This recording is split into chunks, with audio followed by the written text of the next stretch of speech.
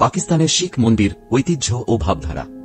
শিখ ধর্ম একটি গুরুত্বপূর্ণ ধর্মীয় সম্প্রদায় যা প্রধানত ভারতীয় উপমহাদেশে বিকশিত হয়েছে।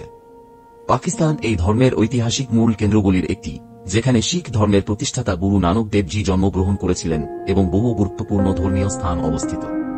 শিখদের এই মন্দিরগুলো শুধুমাত্র ধর্মীয় নয়, বরং ঐতিহাসিক ও সাংস্কৃতিক দৃষ্টিকোণ থেকেও বিশেষ গুরুত্বপূর্ণ।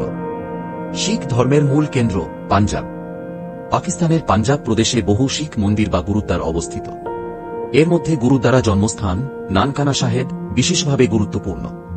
এটি গুরু নানকের জন্মস্থান এবং প্রতি বছর শিখ ধর্মাবলম্বীরা এখানে গুরু নানকের জন্মদিন উদযাপন করেন। কারতারপুর করিডোর। পাকিস্তানের একটি অত্যন্ত গুরুত্বপূর্ণ ধর্মীয় স্থান হল গুরুদ্বারা দরবার সাহেব, যা কারতারপুরে অবস্থিত। এটি শিখ ধর্মের প্রতিষ্ঠাতা গুরু নানকের জীবন শেষ করার স্থান হিসেবে বিবেচিত। 2019 সালে ভারতের শিখ তীর্থযাত্রীদের সুবিধার্থে কারতারপুর করিডোর চালু করা হয়। এই করিডোর শিখ সম্প্রদায়ের জন্য একটি গুরুত্বপূর্ণ সংযোগ স্থাপন করেছে। পাকিস্তানের শিখ মন্দিরগুলোর স্থাপত্যশৈলী। শিখ মন্দিরগুলোতে অসাধারণ স্থাপত্য শৈলী লক্ষ্য করা যায়। সোনার প্রলেপ, জটিল খোদাই করা নকশা এবং প্রশস্ত আঙিনা এগুলোর মূল বৈশিষ্ট্য। মন্দিরগুলোর ভেতরে গুরবানী বা শিখ ধর্মগ্রন্থ পাঠের ব্যবস্থা থাকে, যা ভক্তদের আধ্যাত্মিক অনুভূতিকে গভীর করে তোলে। ঐতিহ্য এবং ভাবধারা।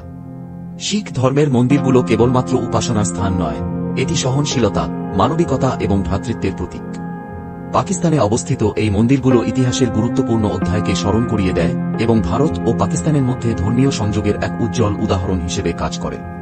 পাকিস্তানের শিখ মন্দিরগুলো তাদের ঐতিহ্য, ধর্মীয় মূল্যবোধ এবং স্থাপত্যশৈলীর জন্য বিশ্বব্যাপী পরিচিত এবং শিখ সম্প্রদায়ের কাছে এক অমূল্য সম্পদ।